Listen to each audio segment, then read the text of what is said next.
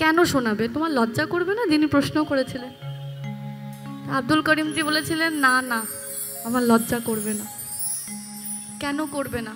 আমি একটু আগে জানলা দিয়ে দাঁড়িয়ে শুনছিলাম জয়তিদি শাহ আব্দুল করিমজির একটি গান গাইছিলেন, বন্দে মায়া লাগাইছে। যে মায়ার টানে আজকে আমরা সবাই একে অপরের পাশে দাঁড়িয়ে আছি। তাই আব্দুল করিমজি ওই গানটা লেখার সময়, মানে বন্দে মায়া লাগাইছে গানটা লেখার সময় খুব হেসে হেসে তিনি প্রশ্ন করছিলেন, তার দিকে বলেছিলেন, আমার বিশ্বাস এই গোটা পৃথিবীটা একদিন বাউলে পরিণত হবে। দেখা দেও না, কাছে নেও না, আর কত থাকি দূরে। দেখা দেও না, কাছে নেও না, আর কত থাকি দূরে।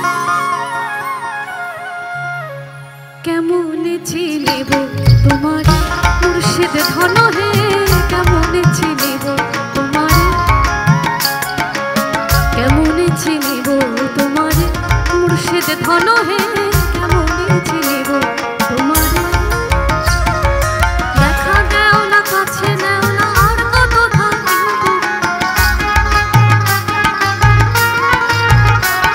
এই দেখা দেও না, কাছে নেও না, আর কত থাকি কেমনে চিনি